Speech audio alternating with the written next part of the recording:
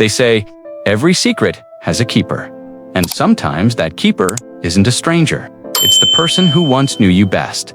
And for Meghan Markle, that person isn't a royal, a journalist, or someone who works at the palace. It's the man she once called her husband, Trevor Engelson. Before there were crowns, fancy titles, or palace gates, there was Trevor. He wasn't a prince. He was a Hollywood producer who fell for an up-and-coming actress who seemed like she could do anything. To him, Meghan was amazing, smart, charming, and full of big dreams that went way beyond acting. But what Trevor didn't realize back then was that Meghan didn't just dream.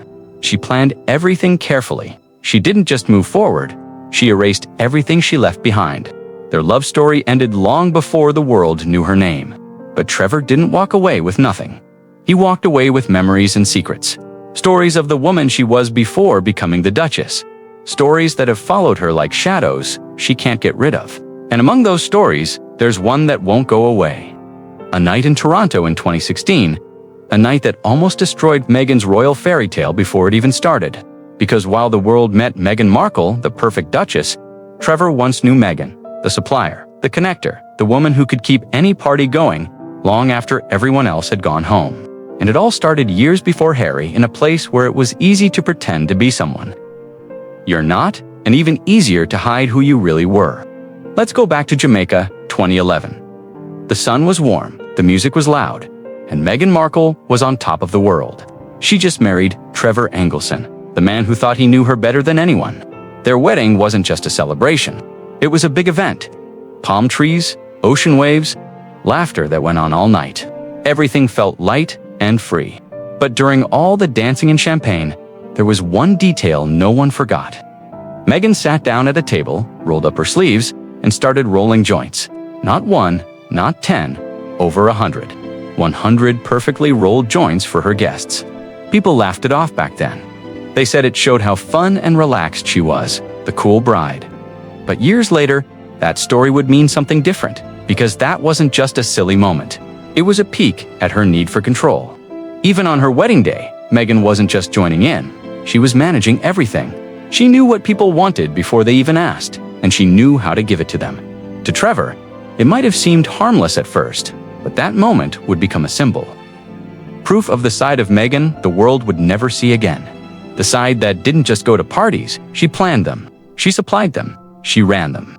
And that same energy, that same careful planning, would show up again 5 years later, on a night that could have changed royal history forever.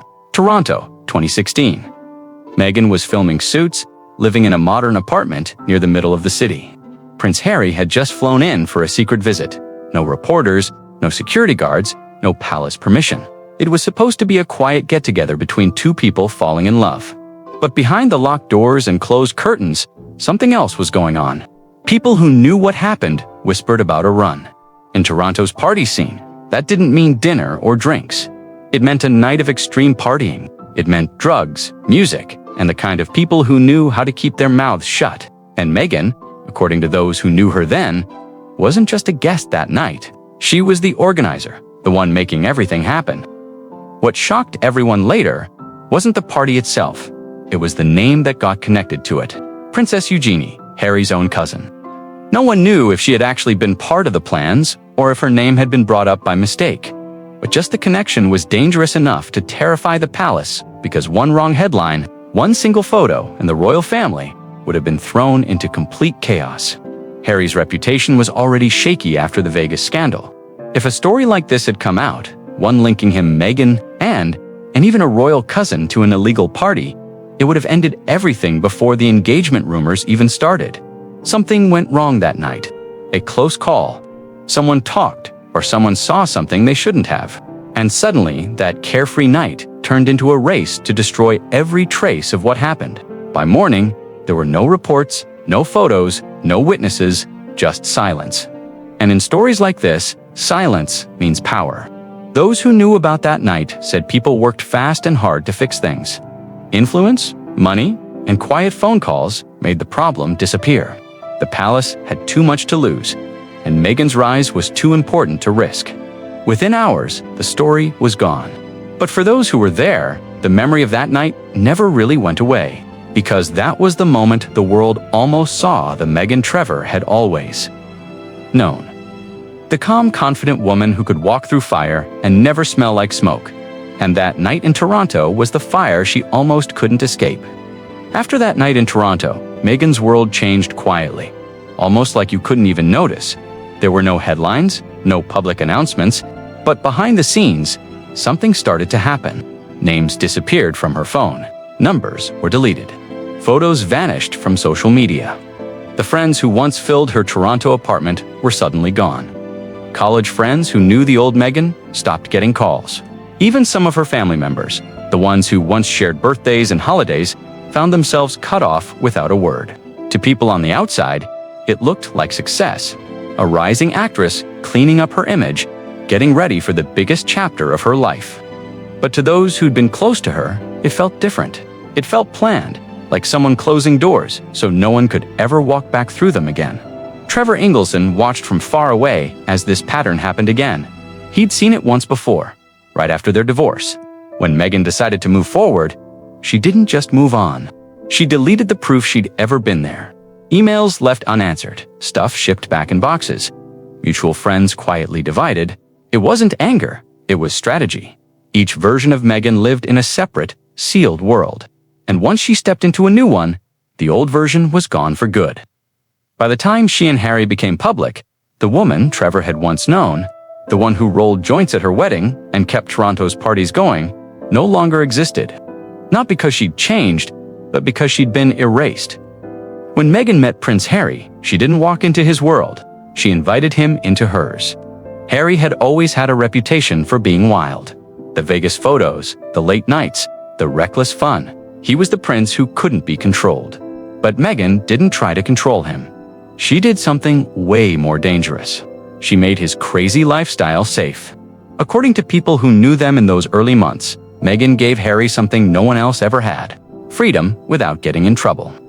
She knew how to make wild behavior look invisible, how to keep secrets locked tight, how to give Harry the thrill of danger with none of the bad results. Inside her world, he could breathe. He could be messy, impulsive, human, and no one would ever know. That's what made Meghan impossible to resist for him. She wasn't just a girlfriend. She was his way out. But that's the problem with ways out. Eventually, they trap you because the person who controls your secrets controls you. And that's exactly what Meghan became a master at. She became the gatekeeper of Harry's freedom, the one person who could destroy him simply by telling the truth. So when people wonder why he follows her lead so completely, maybe the answer is simple: because no one else knows what she covered up for him. And that kind of loyalty isn't built on love, it's built on fear. By now, Meghan Markle was no longer just a duchess. She was a phenomenon. Every camera, every interview, every headline told a story about her. But none of them ever matched the woman Trevor once knew. To her Hollywood friends, she'd been the hardworking actress chasing success.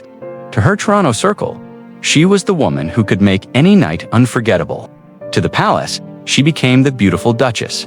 And to Harry, she was everything he wasn't: calm, confident, and always in control. But the truth is, Meghan was all of those people at once. A master of reinventing herself. A woman who didn't just adapt, she completely transformed.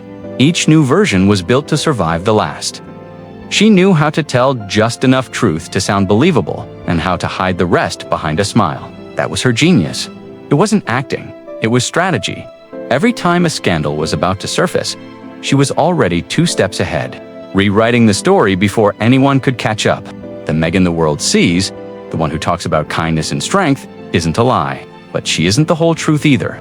She's a carefully designed version built to shine so brightly that no one notices the shadows behind her.